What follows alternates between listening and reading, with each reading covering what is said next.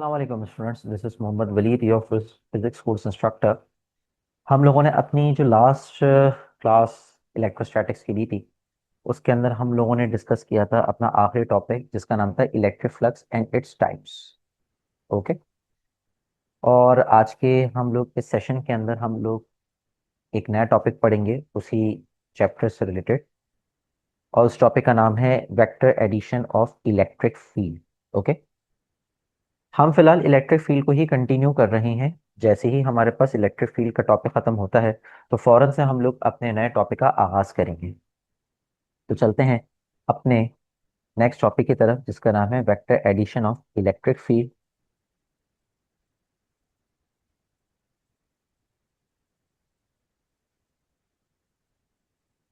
देखिए स्टूडेंट्स, हमारे पास जो vector addition of electric field है, इसमें सबसे इंपॉर्टेंट चीज है हमारे पास कि इलेक्ट्रिक चार्जेस कौन कौन से हमने कंसिडर कर। तो लेट सपोज हम यहाँ पे दो चार्जेस कंसिडर कर लेते हैं, एक पॉजिटिव और एक नेगेटिव। जो हमारे पास चार्ज है पॉजिटिव, उसका मैग्नीट्यूड है Q1, और जो दूसरा चार्ज है उसका मैग्नीट्यूड है हमारे पास Q2। ठीक है। अब अगर हमें मालूम करना है कि what is the net electric field, या ये कह सकते हैं what is the strength of electric field at a point x, at a point x, तो सबसे पहले हमें तो ये समझना पड़ेगा कि जो इलेक्ट्रिक फील्ड है यहाँ पर, ये एज अ वेक्टर एक्ट कर रही है या स्केलर। तो तमाम स्टूडेंट्स को ये वाली बात बताता चलूं कि मैंने आप लोगों को ये बात बताई थी कि इलेक्ट्रिक फील्ड बेसिकली एक वेक्टर क्वांटिटी है जिसकी एक खास डायरेक्शन होती है। ठीक है। अब हमें ये वाली बात पता है कि पॉजिटिव चार्ज है, इसमें से इलेक्ट्रिक फील्ड लाइन निकलती है। तो ये जो पहले चार्ज, ये जो आपको चार्ज नजर आ रहा है, and that is charge what, that is the charge Q1 which has a positive nature. तो इसकी इलेक्ट्रिक फील्ड स्ट्रेंथ आ गई E1। ऑलराइट।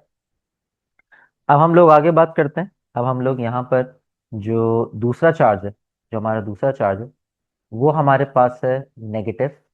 ठीक है। और आपको ये वाली बात पता है कि उसके ऊपर, उसके अंदर इलेक्ट्रिक फील्ड लाइंस एंटर होती हैं। So with respect to, I am repeating, with respect to that charge Q2, जो हमारे पास इलेक्ट्रिक फील्ड स्ट्रेंथ है वो हमारे पास E2 है। और जो हमारे पास विद रिस्पेक्ट टू Q1 है, जो विद रिस्पेक्ट टू Q1 है, वो हमारे पास जो इलेक्ट्रिक फील्ड है वो आपके पास क्या आ गई, E1। ठीक है। वो यहीं तक रहेगी, बिकॉज हमें एट पॉइंट एक्स के ऊपर मालूम करनी है electric field strength. So that is why हम लोग कहाँ से स्टार्ट करेंगे, उस चार्ज से, और कहाँ पर एंड होगा ये, उस पॉइंट पर, जो कि हमारा स्पेसिफिक पॉइंट है जहां पर हमें क्या निकालनी है, इलेक्ट्रिक फील्ड स्ट्रेंथ निकालनी है। अब आपको ये वाली बात नजर आ रही है कि दोनों की डायरेक्शन एक जैसी है। तो जो हमारे पास नेट इलेक्ट्रिक फील्ड स्ट्रेंथ का फॉर्मूला बनेगा, जो हमारे पास नेट इलेक्ट्रिक फील्ड स्ट्रेंथ का फॉर्मूला बनेगा एट पॉइंट एक्स, तो वो बेसिकली हमारे पास वेक्टर के थ्रू हम लोग आराम से कैलकुलेट कर सकते हैं। ठीक है students. So this is the net electric field strength at point X. So E X is equals to E1 plus E2। ठीक है। अब सवाल ये रेज होता है कि हमने दोनों को ऐड क्यों करवाया। ठीक है, दोनों को ऐड हमने इसीलिए करवाया बिकॉज दोनों इलेक्ट्रिक फील्ड स्ट्रेंथ की जो डायरेक्शन है, E1 और E2 की, दोनों की सेम है। So that is the reason हम लोग क्या करेंगे, दोनों को ऐड करवाएंगे। हम लोग दूसरा भी देखेंगे, एक कॉन्सेप्ट जिसके अंदर दोनों चार्जेस की नेचर क्या होगी, पॉजिटिव होगी। तो आए उसको भी जरा देखते हैं। ये आपके पास पहला केस है। दूसरा केस ये आ जाता है कि लेट सपोज हमारे पास दो चार्जेस हैं। एक हमारे पास पॉजिटिव चार्ज है, that is a positive charge जिसका मैग्नीट्यूड है Q1, और एक हमारे पास है दूसरा चार्ज जिसका मैग्नीट्यूड कितना है, Q2। Alright students. अब हमें इस पर्टिकुलर पॉइंट एक्स के ऊपर क्या मालूम करनी है, हमें इस पर्टिकुलर पॉइंट एक्स के ऊपर मालूम करनी है इलेक्ट्रिक फील्ड स्ट्रेंथ। तो सबसे पहले तो हम लोग ये देखते हैं कि पॉजिटिव चार्ज जो आपको ये नजर आ रहा है, ठीक है, पॉजिटिव चार्ज के रिस्पेक्ट से, पॉजिटिव चार्ज के रिस्पेक्ट से, दोनों पॉजिटिव चार्जेस के रिस्पेक्ट से पॉइंट एक्स के ऊपर हमारे पास इलेक्ट्रिक फील्ड स्ट्रेंथ क्या होगी। तो आए हम लोग समझते हैं। सबसे पहले तो हम लोग यहाँ पे ये देखते हैं कि ये जो हमारे पास पॉजिटिव चार्ज है,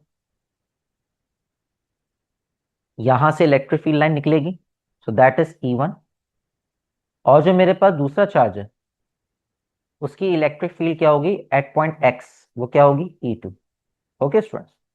अब आपको ये वाली बात नजर आ रही है, तमाम स्टूडेंट्स को ये वाली बात नजर आ रही है कि जो हमारे पास नेट इलेक्ट्रिक फील्ड स्ट्रेंथ है, वो हमारे पास जो उसका फॉर्मूला बनेगा वो बनेगा net electric field at point X is equal to E1 - E2। अब एक सवाल, यहाँ पे दो सवाल रेज होता है कि सर यहाँ पे हमने नेगेटिव साइन यूज क्यों किया।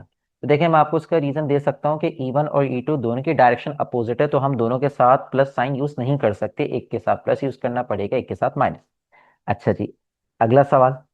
अगला सवाल ये हो सकता है कि सर वलीद ये बताइए कि आपने E1 को पॉजिटिव क्यों लिया और E2 को नेगेटिव क्यों लिया। आप E2 - E1 भी कर सकते थे। तो मैं उस चीज का जवाब दे दूं। देखिए हमारे पास, अगर आपको यहाँ पे एक बात नजर आए, तो ये जो हमारे पास पॉजिटिव चार्ज है जो लेफ्ट साइड के ऊपर मौजूद है, इसको थोड़ा सा मैंने बल्कि बनाया हुआ है। So that is the reason जो मेरे पास चार्ज Q1 है, इसका जो मैग्नीट्यूड है वो Q2 के से मुकाबले क्या है, ज्यादा। तो इसका मतलब क्या है कि इलेक्ट्रिक फील्ड स्ट्रेंथ भी Q1 की क्या होगी, ज्यादा होगी, मैग्नीफाइड होगी एज कम्पेयर टू Q2 के मुकाबले। ठीक है student. So that is the reason we need to subtract E1 - E2। Okay. अब एक सवाल कि सर डायरेक्शन क्या होगी, जो नेट इलेक्ट्रिक फील्ड की डायरेक्शन क्या होगी। तो मैं आपको बता दूं, देखें यहाँ पे जो हमारे पास डोमिनेंट है, वो हमारे पास डोमिनेंट कौन सी स्ट्रेंथ है, E1, electric field strength E1। तो जो हमारे पास टोटल या नेट इलेक्ट्रिक फील्ड आएगी, उसकी भी डायरेक्शन हमारे पास किसकी जानिब होगी, टूवर्ड्स राइट डायरेक्शन। ठीक है। हाँ, अगर Q2 का मैग्नीट्यूड बड़ा होता तो जो हमारे पास इलेक्ट्रिक फील्ड स्ट्रेंथ की डायरेक्शन होती वो कहाँ हो जाती, टुवर्ड्स लेफ्ट साइड के ऊपर। इतनी सी बात है। ठीक है। तो बस एक पॉइंट याद रखिए कि जिस चार्ज का मैग्नीट्यूड ज्यादा होगा, जिस चार्ज का मैग्नीट्यूड ज्यादा होगा और उसकी जो इलेक्ट्रिक फील्ड की डायरेक्शन होगी, उसकी इलेक्ट्रिक फील्ड की जो डायरेक्शन होगी, वही डायरेक्शन नेट इलेक्ट्रिक फील्ड की भी होगी। इस बात को याद रखिएगा। ठीक है। Alright. So this is net electric field at point x. Okay students. तो ये है एक मेजर कॉन्सेप्ट। उम्मीद करता हूं कि आपको ये चीज क्लियर हो चुकी होगी। अब हम लोग अपने नेक्स्ट टॉपिक की तरफ चल रहे हैं, जिसका नाम है गॉसेस लॉ। एक इंपॉर्टेंट लॉ समझा जाता है गॉसेस लॉ। अब गॉसेस लॉ होता क्या है तमाम स्टूडेंट्स, अब हम लोग ये समझते हैं कि what is the meaning of Gauss's law. आए उसको समझते हैं। तो क्या मतलब होता है गॉसेस लॉ का। तो आए हम लोग समझते हैं गॉसेस लॉ के बारे में। बेसिकली जो हमारे पास गॉसेस लॉ है वो गॉसियन सरफेस से निकला है।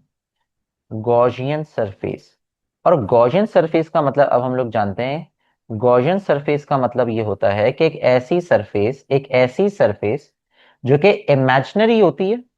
मैं से कुछ की पॉइंट्स लिख देता हूँ स्टूडेंट्स की आसानी के लिए। एक इमेजिनरी सरफेस होती है, और इसके अलावा आपके पास होती है क्लोज्ड। ठीक है। और उसके अंदर चार्जेस, जिसके अंदर उस गॉसियन सरफेस के अंदर चार्जेस इनक्लोज होते हैं। Charges are enclosed. Charges are enclosed. अब स्टूडेंट को ये वाली बात समझ में नहीं आ पाती कि सर ये चार्जेस आर इनक्लोज से मुराद है क्या।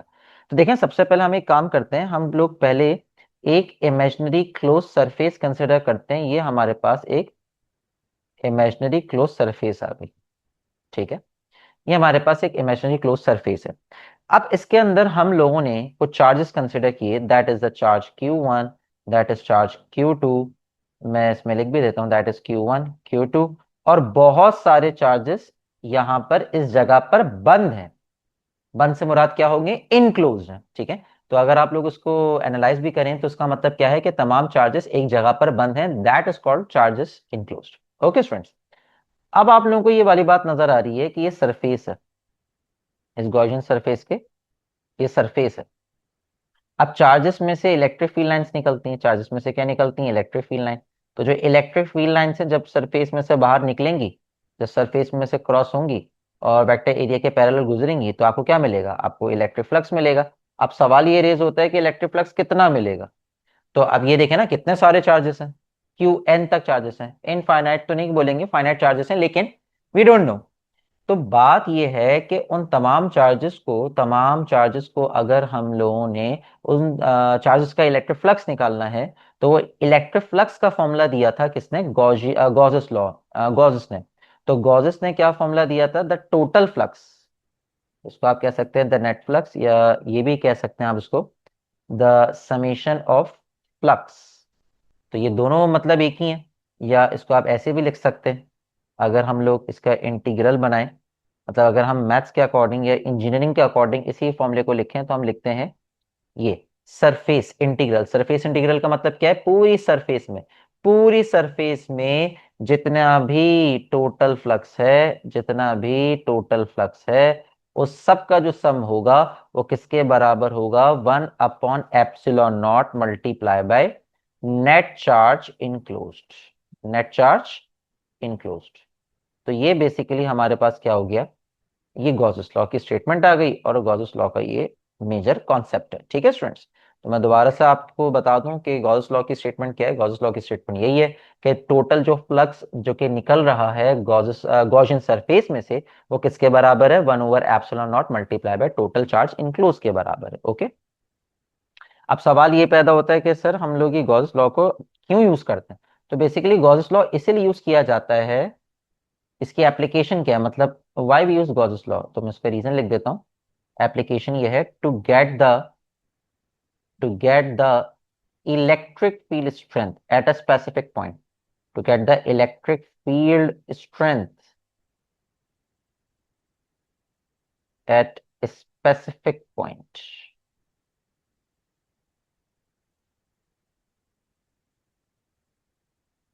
तो ये बेसिकली इसका कॉन्सेप्ट है। ठीक है स्टूडेंट्स, उम्मीद करता हूँ आपको समझ में आया होगा।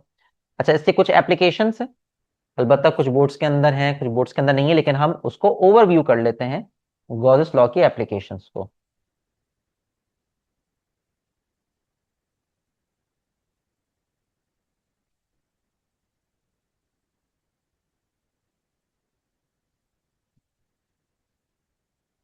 सबसे इसकी जो पहली एप्लीकेशन है उसका नाम है electric field strength, electric field strength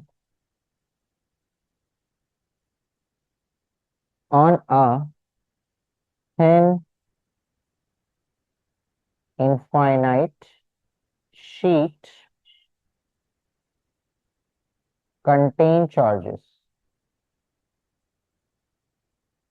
okay, देखिए नाम से नहीं घबराएं, इसका जो पर्पस है, तो मैं आपको मतलब इसका परसेप्शन है वो मैं आपको बताता हूँ, और उसका जो फाइनल फॉर्मूला है उसको हमें समझना है। ठीक है, देखिए हमारे पास एक शीट है, इनफाइनाइट इसलिए है बिकॉज हम कोई स्पेसिफिक डायमेंशन कंसिडर नहीं कर रहे, तो उसके हमें एजेस नहीं पता। तो एक ऐसी शीट जिसके हमें एजेस अननोन हो, तो उस शीट को हम इनफाइनाइट शीट कह सकते हैं। अब इस पूरी शीट में बहुत सारे चार्जेस इंक्लोज्ड हैं। ओके, तो अब हमें करना क्या है, अब हमें इस शीट के ऊपर या इस शीट पर जो चार्जेस हैं उनकी वजह से जो स्ट्रेंथ बन रही है इलेक्ट्रिक फील्ड की, वो आपने कैलकुलेट करनी है। तो इलेक्ट्रिक फील्ड स्ट्रेंथ निकालने का फॉर्मूला होगा sigma upon twice of epsilon not. What is sigma, sigma आपके पास कहलाएगा चार्ज डेंसिटी। ठीक है, चार्ज डेंसिटी की यूनिट क्या होती है स्टूडेंट्स, यूनिट होती है इसकी कूलम पर मीटर स्क्वायर। और अगर आप यूनिट से अंदाजा लगा लें तो उसकी इसका जो फॉर्मूला होगा चार्ज डेंसिटी का, वो कुछ फॉर्मूला होता है, मैं लिख देता हूँ आपकी आसानी के लिए। Sigma is equals to charge over area.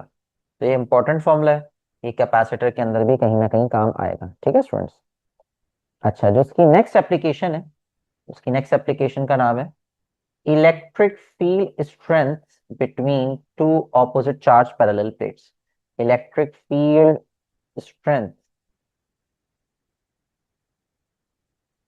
between two opposite charge parallel plates। ठीक है, अब लेट सपोज हमारे पास दो प्लेट्स हैं। ठीक है स्टूडेंट्स, हमारे पास दो प्लेट्स हैं, लेकिन उन दोनों प्लेट्स पर जो चार्जेस हैं वो अपोजिट नेचर के हैं। लेट सपोज यहाँ पे पॉजिटिव है और दूसरी जगह पर यहाँ पर क्या है बेटा, नेगेटिव। अब हमें इलेक्ट्रिक फील्ड स्ट्रेंथ मालूम करनी है सेंटर पॉइंट के ऊपर। तो फिर बात वहीं आती है कि ये आपके पास इलेक्ट्रिक फील्ड स्ट्रेंथ E1 हो गई और ये इलेक्ट्रिक फील्ड स्ट्रेंथ हमारे पास क्या हो गई, E2। ठीक है स्टूडेंट्स, अब अगर मुझे नेट इलेक्ट्रिक फील्ड स्ट्रेंथ निकालनी है तो मैं दोनों को ऐड करवाऊंगा और मेरे पास आंसर आ जाएगा नेट इलेक्ट्रिक फील्ड स्ट्रेंथ का। जो फिलहाल आंसर आएगा वो बनेगा सिग्मा अपॉन एप्सिलॉन नॉट। ये मेरे पास नेट इलेक्ट्रिक फील्ड स्ट्रेंथ आ गई at point, at the midway, at the centre. Okay students, तो ये एप्लीकेशंस हैं हमारे पास जनरली जो कि हम लोग अक्सर तौर पे बोर्ड्स में देखते हैं। ठीक है स्टूडेंट्स, अगला टॉपिक जो कि आपके साथ में शेयर कर रहा हूं उसका नाम है इलेक्ट्रिक पोटेंशियल। मजेदार टॉपिक है और मैं उम्मीद करता हूं कि आपको ये टॉपिक समझ में आएगा। आए स्टार्ट करते हैं अपना नए नए टॉपिक की तरफ चलते हैं, that is the electric potential. देखिए, अगर हम नाम पे फोकस करें तो इलेक्ट्रिक का मतलब आपके पास होगा चार्ज, पोटेंशियल का मतलब आपके पास है एनर्जी। ठीक है, तो सबसे पहले तो हम लोग एक डेफिनेशन इसकी बना लेते हैं, फिर इसका परसेप्शन जानने की कोशिश करते हैं। ठीक है, तो इलेक्ट्रिक पोटेंशियल का मतलब आपके पास है work done, work done per unit charge, per unit charge in taking, taking से मुराद डिस्प्लेस भी हो सकता है, in displacing small positive test charge, small positive test charge from infinity to a specific point.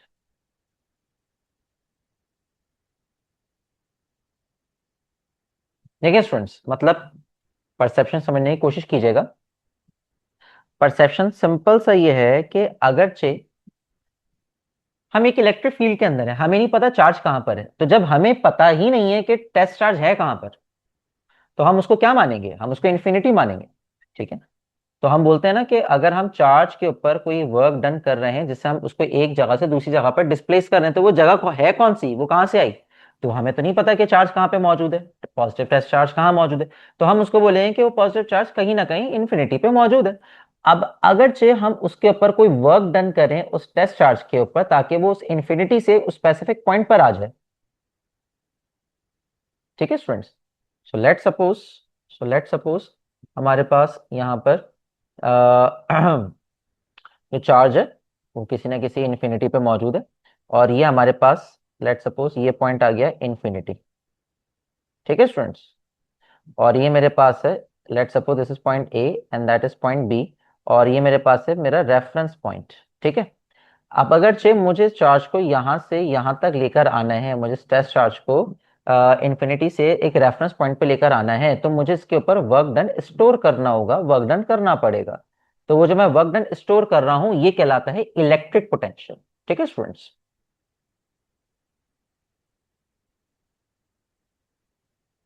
Alright. अच्छा, अब हम बात करते हैं इसकी यूनिट की। यूनिट आपके पास उसकी होगी जूल पर कूलम, जो कि इक्विवेलेंट है वोल्ट के, और उसकी जो नेचर है वो स्केलर, स्केलर क्वांटिटी। ठीक है, लेकिन जो ये इलेक्ट्रिक पोटेंशियल है ये कभी कभार पॉजिटिव साइन के साथ भी आती है और कभी हम इसको नेगेटिव साइन के साथ भी यूज करते हैं।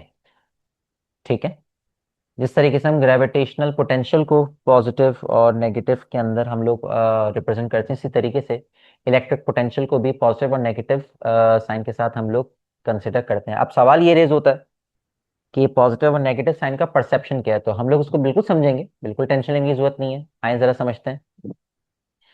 एक की पॉइंट पहले लिखता हूँ, उसके बाद फिर मैं आपसे डिस्कस करता हूँ बाकी की चीजें। एक की पॉइंट ये लिखता हूँ कि अगरचे इलेक्ट्रिक पोटेंशियल इन्फिनिटी पर मौजूद है, मतलब कोई अगर चार्ज इन्फिनिटी पे मौजूद है तो इलेक्ट्रिक पोटेंशियल क्या होगा, इलेक्ट्रिक पोटेंशियल आपके पास जीरो होगा। तमाम स्टूडेंट गौर से समझिएगा, इलेक्ट्रिक पोटेंशियल क्या होगा हमारे पास, जीरो होगा, बिकॉज चार्ज तो कहीं ना कहीं मौजूद है, हमने तो उसके ऊपर कोई वर्क डन ही नहीं किया ना। आप खुद इसका परसेप्शन जानने की कोशिश करें। चार्ज के ऊपर तो वर्क डन तब होगा ना जब मैं इन्फिनिटी से उसको रेफरेंस पॉइंट पे लेकर आऊंगा। अभी तो मैंने कोई वो तो अभी फिलहाल रेफरेंस पॉइंट पर है, अभी तो वो डिस्प्लेस ही नहीं हो रहा। तो at that particular point electric potential is what, it zero. तो यहाँ पे इस बात को लिखने की जरूरत है, एक की पॉइंट में लिख रहा हूँ।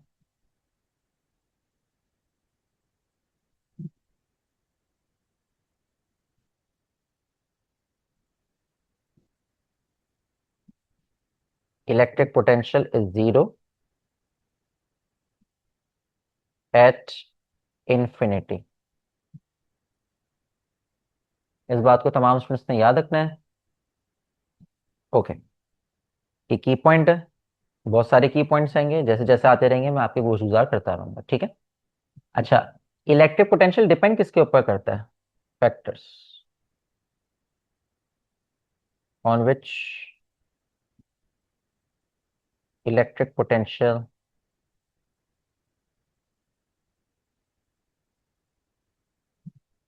Depends on. देखिए, सबसे पहला जो फैक्टर है हमारे पास, वो फैक्टर है कि पॉइंट चार्ज का मैग्नीट्यूड कितना है, ठीक है। मैग्नीट्यूड ऑफ पॉइंट चार्ज, के जो पॉइंट चार्ज है उस पर वर्क डन कितना करना होगा डिपेंड करेगा ना चार्ज के ऊपर। इसके अलावा जहां पे चार्ज रखा हुआ है और आपका जो रेफरेंस पॉइंट, उसके दरमियान डिस्टेंस कितना है? Distance between charge and reference point. ये बड़े इंपॉर्टेंट की पॉइंट्स हैं, ठीक है। आइए जरा इसको समझते हैं। Electric potential for a positive charge.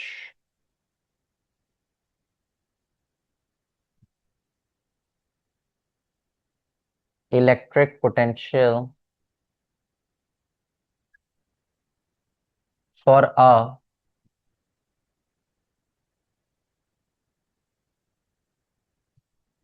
Positive charge. अगर हमारे पास एक पॉजिटिव चार्ज मौजूद है तो उसकी इलेक्ट्रिक पोटेंशियल की वैल्यू क्या बताएगी और हम कैसे उसको डिफाइन करेंगे?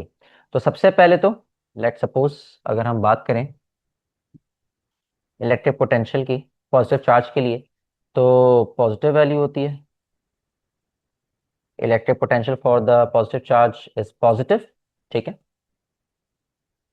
ओके, और जैसे जैसे टेस्ट चार्ज करीब होता रहेगा, क्या होता रहेगा? करीब होता रहेगा, रेफरेंस पॉइंट के करीब होता रहेगा, तो इलेक्ट्रिक पोटेंशियल इंक्रीज होने लगेगा, ठीक है। इस बात को मैं लिख देता हूं। Electric potential increases when test charge moves closer to the source charge.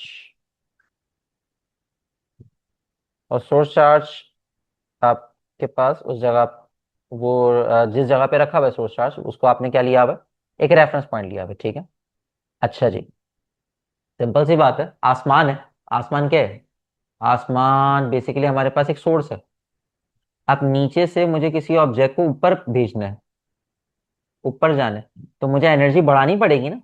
तो जैसे जैसे मैं आसमान पे लेकर जाऊंगा तो एनर्जी क्या होती रहेगी? बढ़ती रहेगी। तो इन द सेम फैशन कि जैसे जैसे मैं टेस्ट चार्ज को सोर्स चार्ज के करीब लेके जाऊंगा, तो मेरे पास इलेक्ट्रिक पोटेंशियल इंक्रीज होता रहेगा, ठीक है। और electric potential decreases when test charge moves away.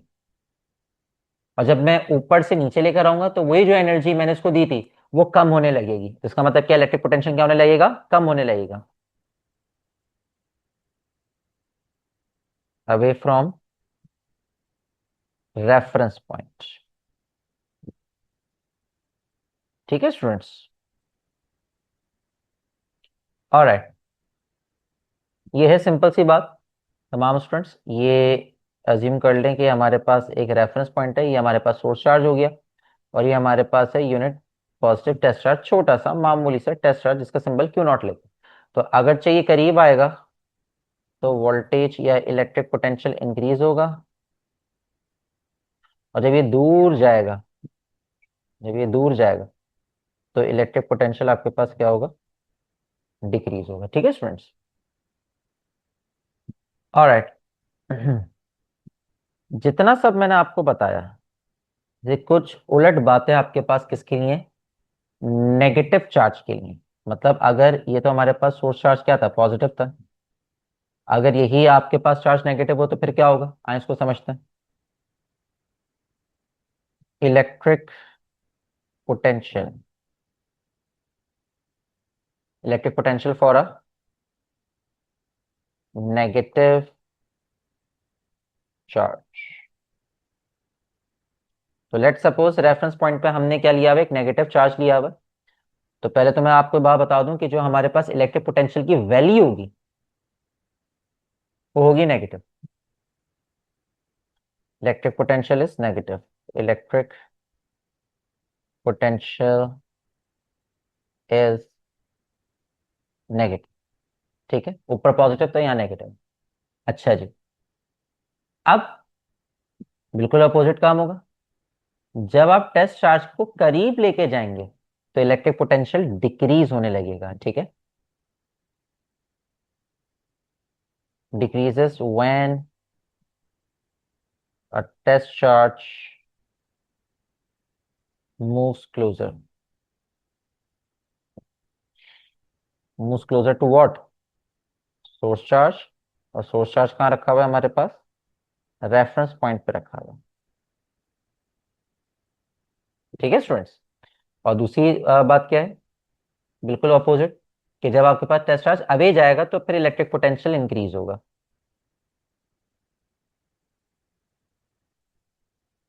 Increases when test charge, alright this is test charge, test charge moves away. किससे अवे, तो वो बार बार लिखने की जरूरत नहीं है, ऑब्वियसली रेफरेंस पॉइंट से। तो अगरचे हमारे पास ये एक सोर्स चार्ज नेगेटिव है और ये हमारे पास मासूम सा क्यूट सा एक पॉजिटिव टेस्ट चार्ज है, अब अगरचे ये करीब आ रहा है तो इलेक्ट्रिक पोटेंशियल की वैल्यू डिक्रीज होगी।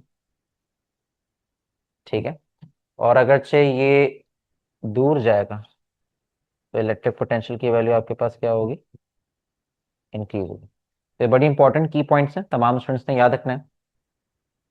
अब हमारे पास बारी आ रही है electric potential due to a point charge. मतलब अब हमें मालूम करना है, अब हमें वो इक्वेशन बनानी है कि जो आपको पॉइंट चार्ज नजर आ रही है। ठीक है, तो बताइए इसके रिस्पेक्ट से इलेक्ट्रिक पोटेंशियल क्या होनी चाहिए। तो उसकी मतलब उसकी स्टेटमेंट क्या बनेगी, electric potential due to a point charge.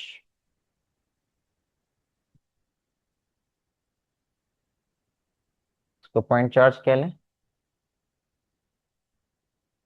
या सोर्स चार्ज कह लें, फिलहाल यहाँ पे बात एक ही है। ठीक है, तो घबराने की जरूरत नहीं है तमाम स्टूडेंट्स में। Electric potential due to the point charge, तो उसका एक फॉर्मूला होता है, V is equals to K Q over R, that is capital Q, that was also capital Q. और अच्छा फॉर्मूला नहीं लिखा था ऊपर, अच्छा जो इलेक्ट्रिक पोटेंशियल का जो फॉर्मूला था वो आपके पास है, work done on test charge. ठीक है स्टूडेंट्स, ऑलराइट। और with respect to point charge या सोर्स चार्ज के फॉर्मूला ये बनेगा। और के मैंने आपसे लास्ट क्लास में डिस्कस किया था, 1/4 pi epsilon naught Q over R, जो आपके पास लेफ्ट होगी। ठीक है स्टूडेंट्स, तो ये है बात सारी। अगर आप इस फॉर्मूले को देखें, अगर आप इस फॉर्मूले को देखें, ये फॉर्मूला आपको बहुत सारी इंफॉर्मेशन दे रहा है, लेकिन बस थोड़ा सा आपने इसको एक्सप्लोर करना पड़ेगा। क्या, कि अगर हमारे पास जो ये पॉइंट चार्ज है या सोर्स चार्ज है, अगर ये पॉजिटिव होता, for a positive point charge,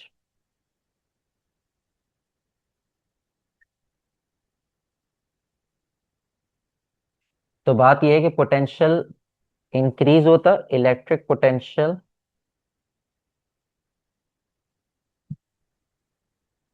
increases as separation R decrease. अब आप बोलेंगे सर ये बात सुनी सुनाई लग रही है, बिल्कुल सुनी सुनाई होगी। ऊपर देखिए, यहाँ देखिए, ये जो आपको नजर आ रहा है ये टेस्ट चार्ज, जैसे जैसे ये करीब आएगा तो ये चेक करें क्या लिखा हुआ है। इलेक्ट्रिक पोटेंशियल आपके पास क्या होगा, इंक्रीज होगा। तो यहाँ पे यही तो कहा है मैंने कि जैसे जैसे ये करीब आएगा, डिस्टेंस कम होगा, तो इलेक्ट्रिक पोटेंशियल आपके पास इंक्रीज होता रहेगा। लेकिन तब है कि जब हमारे पास जो पॉइंट चार्ज है, सोर्स चार्ज क्या हो, पॉजिटिव हो। ठीक है, ओके। और अगर हम बात करें for a negative point charge के बारे में, तो बिल्कुल इसका अपोजिट हो सकता है, हमें नीचे देखने को मिले कि पोटेंशियल भी increases,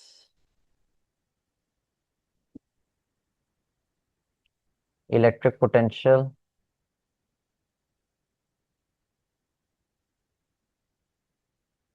increases as the separation R increases। ठीक है स्टूडेंट्स, तो ये बड़ी इंपॉर्टेंट चीजें हैं, तमाम स्टूडेंट्स ने इन बातों को याद रखना है। ठीक है, एक सेकंड।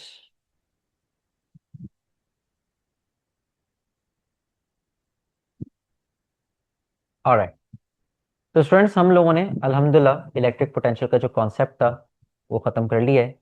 अच्छा, अब हम लोग एक टॉपिक देख लेते हैं, बहुत इजी है, पोटेंशियल डिफरेंस।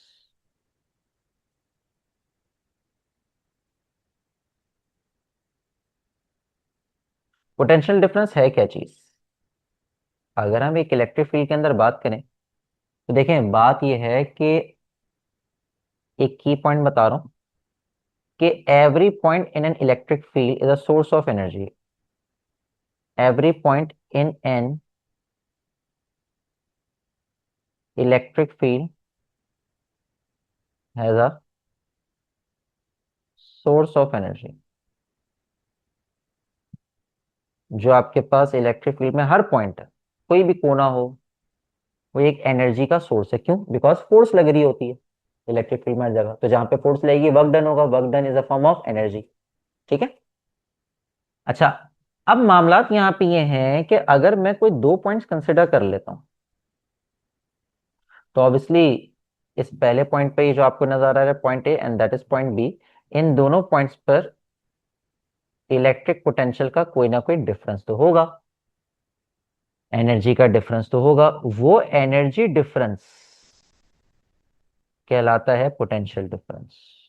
ठीक है students, that is called potential difference. कि इलेक्ट्रिक फील्ड के अंदर दो पॉइंट्स के दरमियान एनर्जी में जो फर्क है, इलेक्ट्रिक पोटेंशियल में जो फर्क है, डिफरेंस है, वो कहलाता है पोटेंशियल डिफरेंस। और इसका सिंबल आप डेल्टा यू ले सकते हैं, डिफरेंस है ना इसीलिए। और हम लोग बाज अवत उसको वोल्टेज भी पढ़ते हैं।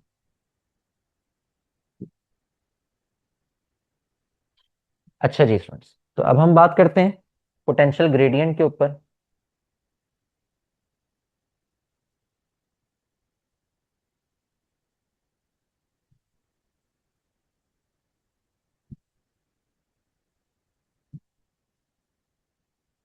पोटेंशियल ग्रेडियंट के ऊपर कुछ बात करेंगे। पोटेंशियल ग्रेडियंट का कॉन्सेप्ट समझते हैं। देखें भाई, ग्रेडियंट का मतलब पहले तो हमें ये पता होना चाहिए ग्रेडियंट का मतलब है क्या। ग्रेडियंट का मतलब होता है चेंज आना।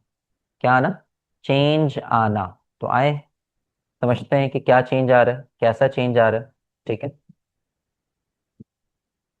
चेंज। और पोटेंशियल का मतलब आपके पास है एनर्जी। ठीक है स्टूडेंट्स, तो आए जरा समझते हैं। बेसिकली जो इलेक्ट्रिक फील्ड है, जो इलेक्ट्रिक फील्ड है, मैंने अभी आपको ये वाली बात बताई थी कि हर पॉइंट पे एनर्जी डिफरेंट होगी। ठीक है, मतलब जैसे जैसे हम इलेक्ट्रिक फील्ड से करीब या दूर जाएंगे तो हमें एनर्जी में चेंज मिलेगा। तो in simple words this is called potential gradient. तो अगर हम सिंपल वर्ड्स में बात करें,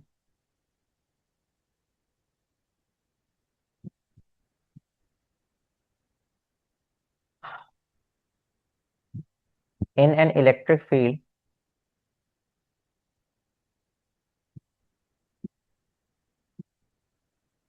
in electric field the electric potential is different.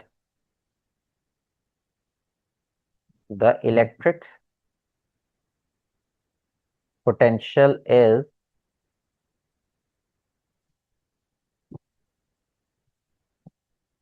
different.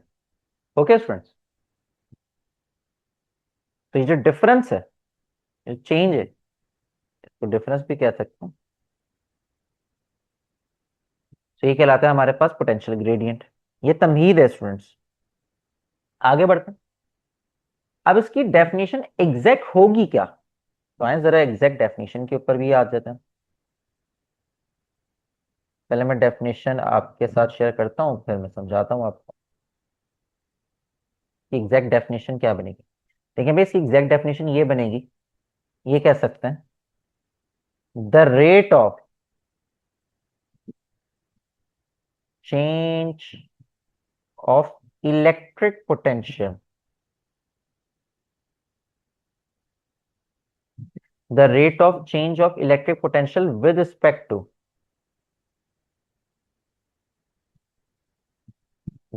to displacement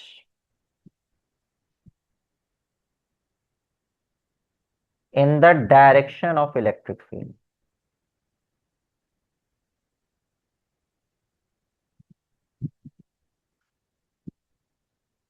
क्या मतलब हुआ स्टूडेंट? इसका मतलब ये हुआ कि हम इलेक्ट्रिक फील्ड की डायरेक्शन में हैं। मतलब लेट सपोज ये इलेक्ट्रिक फील्ड की डायरेक्शन है। अब हर पॉइंट पर, मतलब अगर हम यहां से यहां पर चलें, फिर इस पॉइंट से यहां पर आए, और ऐसे करते करते हम एक डिस्प्लेसमेंट कवर कर रहे हैं। तो जैसे जैसे हम एक डिस्प्लेसमेंट कवर करेंगे तो हमें एक चेंज मिलेगा इलेक्ट्रिक पोटेंशियल में। इस चेंज को हम लोग फिजिक्स के अंदर नाम क्या देते हैं? Potential gradient. ठीक है स्टूडेंट्स, सिंपल सी बात है। ओके, अब इसको हम लोग लिखेंगे कैसे? सबसे पहले तो हम लोग ये देख लेते हैं कि आपके पास का फॉर्मूला क्या बनेगा। तो हमारे पास डेफिनेशन है, अगर आप डेफिनेशन को ही समझ लें तो आराम से आपके पास फॉर्मूला बन जाएगा। ठीक है, तो बेसिकली पोटेंशियल ग्रेडियंट का फॉर्मूला आपके पास बनेगा potential gradient is equals to negative delta V over delta R. मैं अभी आपको इसका परसेप्शन समझाता हूँ स्टूडेंट्स, वरी करने की जरूरत नहीं है कि नेगेटिव साइन का मतलब क्या है। ये जो आपके पास टर्म लिखी हुई है, ये बेसिकली आपके पास इलेक्ट्रिक पोटेंशियल ग्रेडियंट है। ठीक है स्टूडेंट्स, अब ये नेगेटिव साइन क्या शो कर रहा है, आए इसको जरा समझते हैं। Negative sign shows that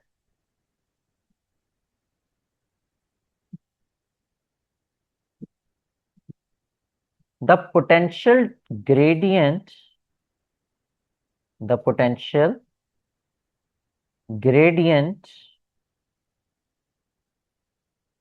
acts in the opposite direction of electric field, opposite direction of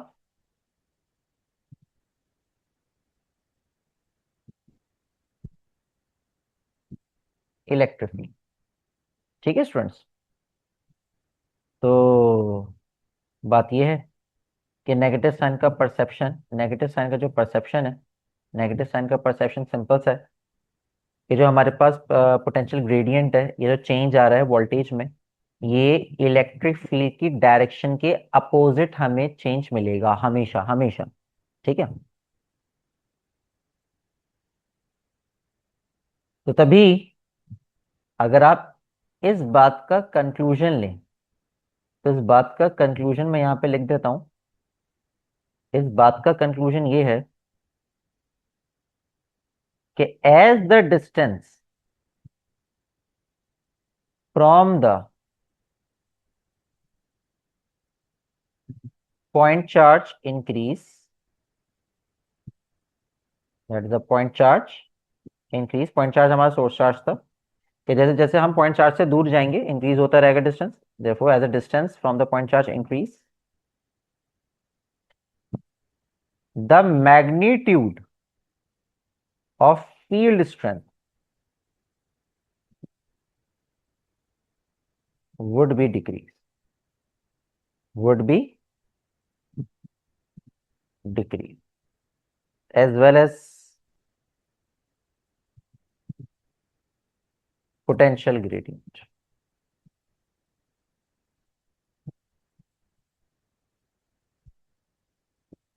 ठीक है स्टूडेंट्स। देखें अगर आपको वो वाला टॉपिक याद हो जब भी हमने ऊपर पढ़ा था, ये देखें, ये हमारे पास था पॉइंट चार्ज या सोर्स चार्ज में लिख देता हूं ताकि आपको याद रहे, that is the point charge या source charge.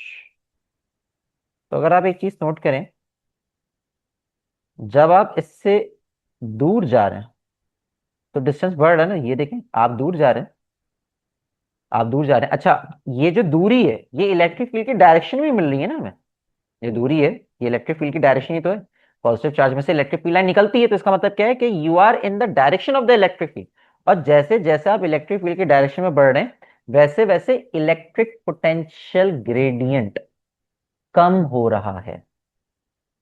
So this is what the meaning of negative sign. Okay, if you are moving in the same direction of electric field तो द पोटेंशियल ग्रेडियंट डिक्रीजेस। ठीक है, ये है perception आपके पास potential gradient का। Alright, थोड़ा सा और आगे जाते हैं।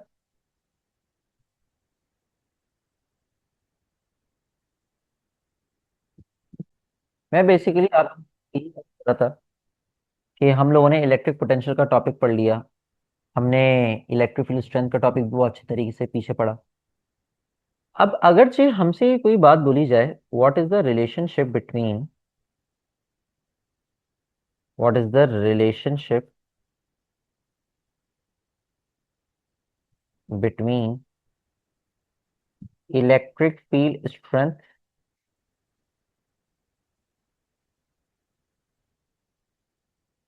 And electric potential,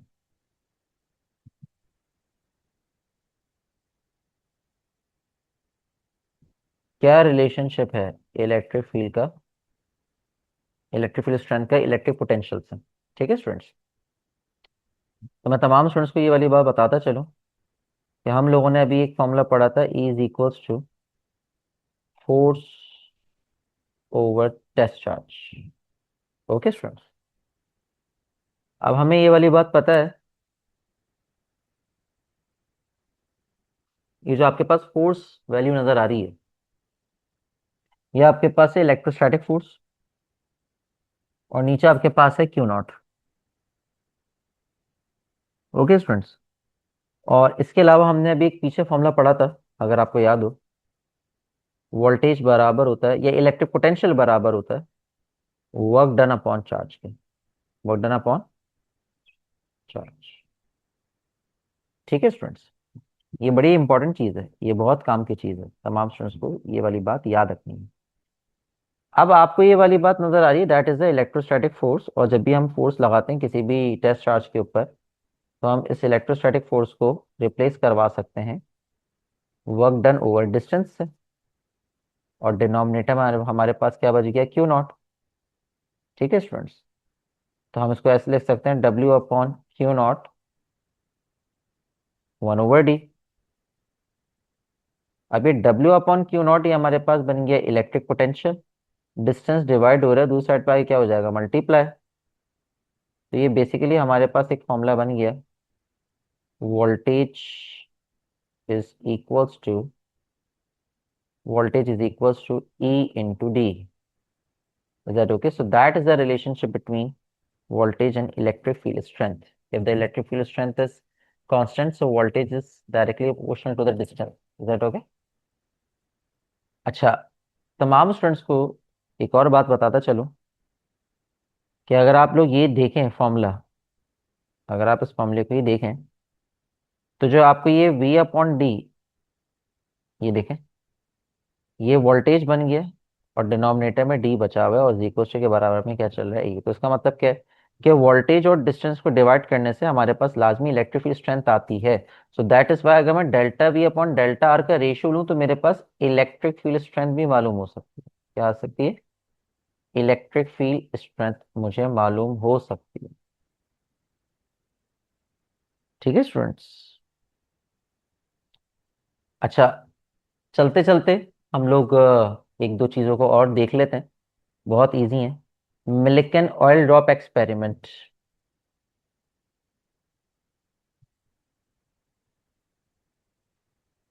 मिल्कन oil drop experiment.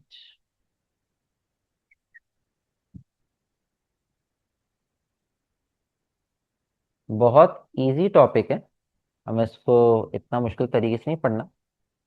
तो मिल्कन ऑयल ड्रॉप एक्सपेरिमेंट के अंदर आपके पास यही है कि दो चार्ज प्लेट्स हमारे पास हुआ करती थी।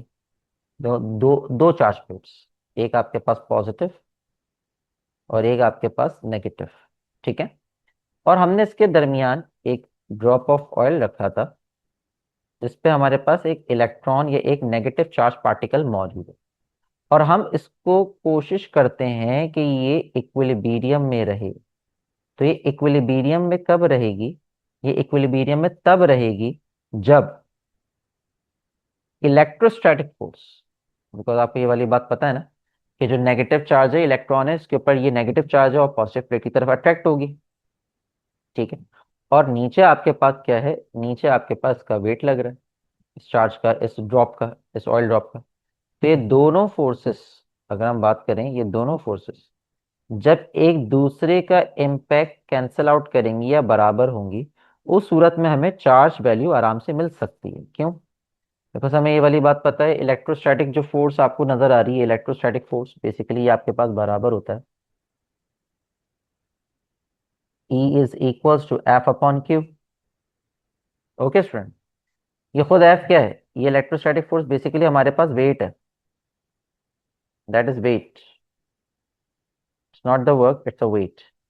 और वेट बेसिकली हमारे पास बराबर होता है mg। ठीक है। अगर क्रॉस मल्टीप्लाई करवाएं तो Q is equals to mg upon e. तो इस फॉर्मूले से आसानी हमें मालूम हो सकता है what is the charge. Is that okay students? Okay जी। नेक्स्ट जो हमारे पास टॉपिक है, जो हमारे पास इस चैप्टर का आखिरी टॉपिक है, वो बेसिकली हमारे पास है equi potential surfaces.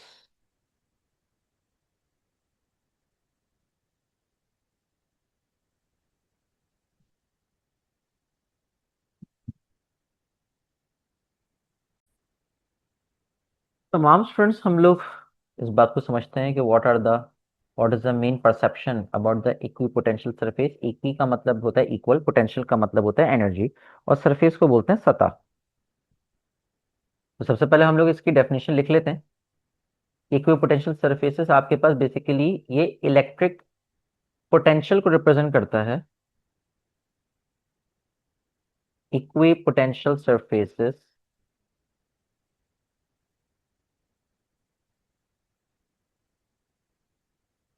equipotential surfaces are the lines of are the lines of equal electric potential।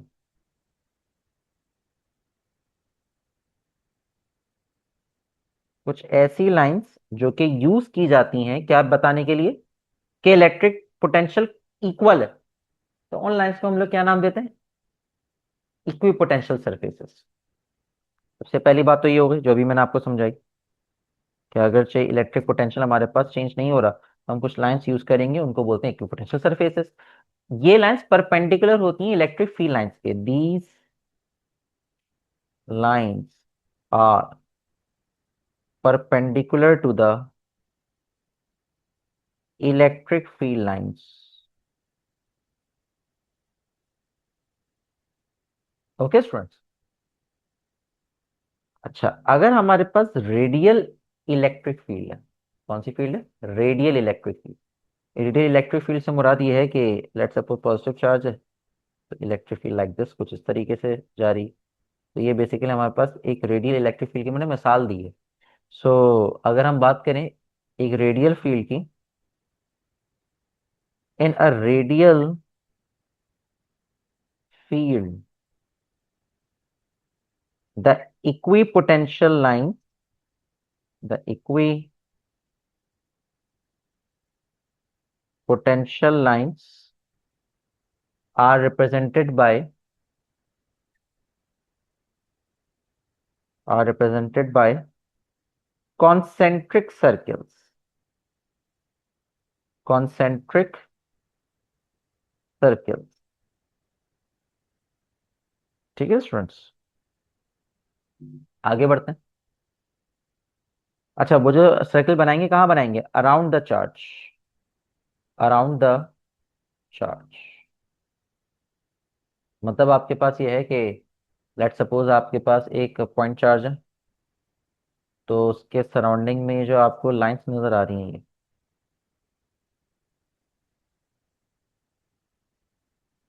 ये बेसिकली आपके पास किस चीज को रिप्रेजेंट कर रही हैं?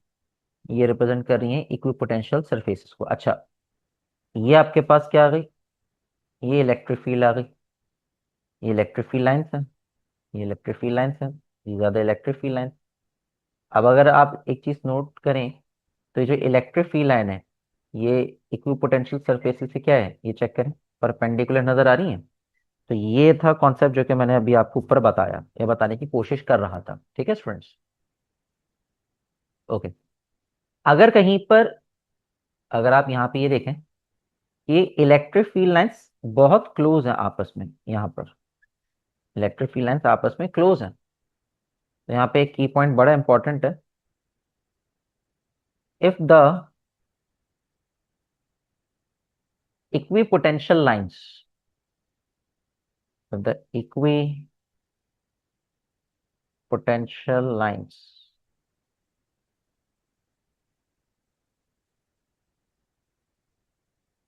are closed together, so it means that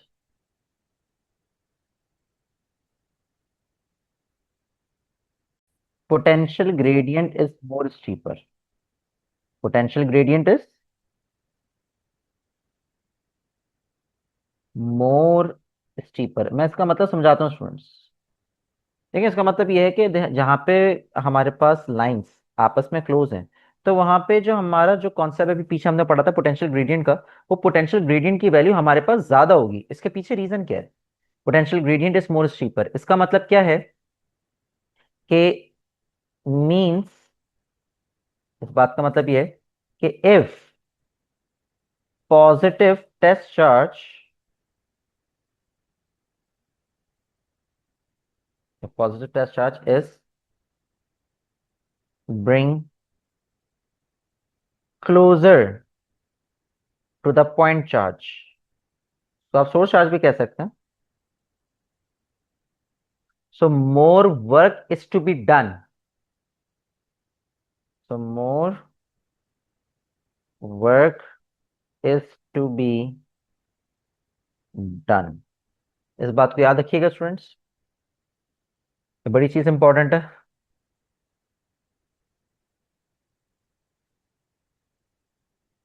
अच्छा, एक अगला पॉइंट मैं आपको बताता हूँ यहीं पर। अगर चार्ज, लेट सपोज एक चार्ज है, ये इक्विपोटेंशियल सरफेस की लाइंस पर मूव कर रहा है, इक्विपोटेंशियल सरफेस की लाइंस पे ही मूव कर रहा है। तो इसका मतलब क्या है कि यहाँ पर हमारे पास कोई वर्क डन नहीं होगा when charge is moving along this equipotential surface. ये बड़ा इंपॉर्टेंट की पॉइंट है, इसको अपने जहन में याद रखिएगा कि if a charge moves along an equipotential surface,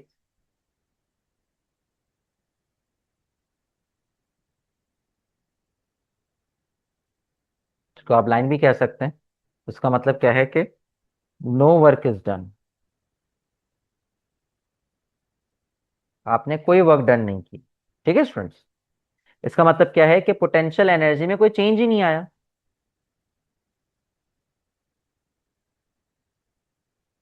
no change in potential energy means no change in electric potential.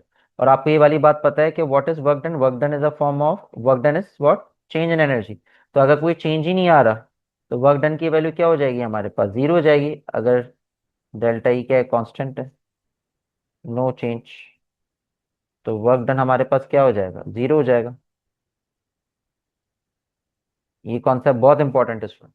लेकिन चार्ज अगर उस electric equi potential surface line पे चले, जो कि मैंने यहाँ पे बनाया, ठीक है, you need to be concise. मैं ये नहीं कह रहा कि ये जो लाइंस हैं इसके ऊपर नीचे चले, मैं कह रहा हूं कि इन्हीं लाइंस पे चलेगा तो कोई वर्क डन नहीं होगा, बिकॉज इलेक्ट्रिक पोटेंशियल इस पूरी इक्वी पोटेंशियल लाइन के ऊपर एक जैसा है, ठीक है। ओके,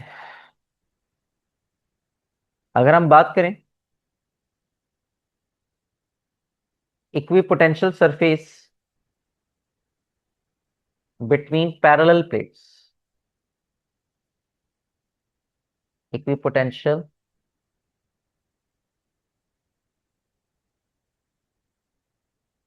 surfaces between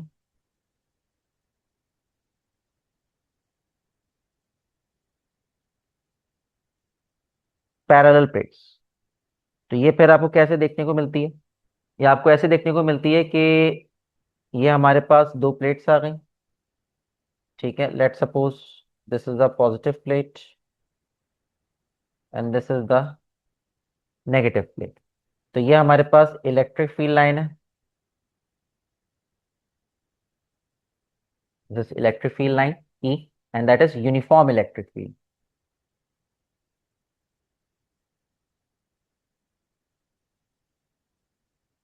ठीक है। तो जो हमारे पास इक्वी पोटेंशियल लाइंस होंगी वो इक्वली स्पेस्ड होंगी, कोई करीब कोई ज्यादा नहीं होगा, ठीक है।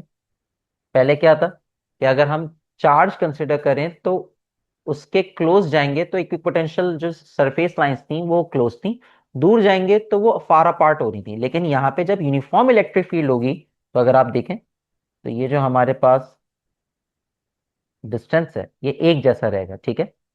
तो मैं यहाँ पे लिख देता हूँ, the equipotential lines are equally spaced,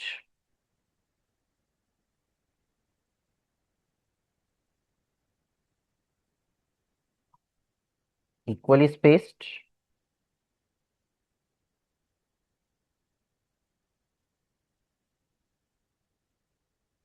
और क्या होगा, ये जो लाइंस आपको नजर आ रही हैं ब्लैक कलर की, ये सब के सब क्या है, पैरेलल। बड़े इंपॉर्टेंट की पॉइंट्स हैं, ठीक है स्टूडेंट्स। और याद रखिएगा कि जो आपको लाइन नजर आ रही है डॉटेड लाइन, जिसको मैं इक्विपोटेंशियल लाइंस कह रहा हूँ,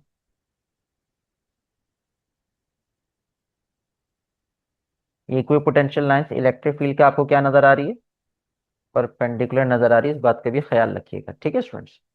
और ये तमाम लाइंस आपस में पैरेलल हैं, ये बात हमने डिस्कस कर ली, इक्वली स्पेस्ड हैं, ठीक है स्टूडेंट्स। तो ये बेसिकली आप लोगों के पास बेटा आज का टॉपिक था। मैं उम्मीद करता हूँ कि ये टॉपिक आपको क्लियर हुआ होगा। इंशाल्लाह जो हमारी अगली क्लास होगी उसमें हम लोग अपने किसी नए टॉपिक के साथ हाजिर होंगे। तब तक के लिए आप इजाज़त दीजिए। अल्लाह हाफिज।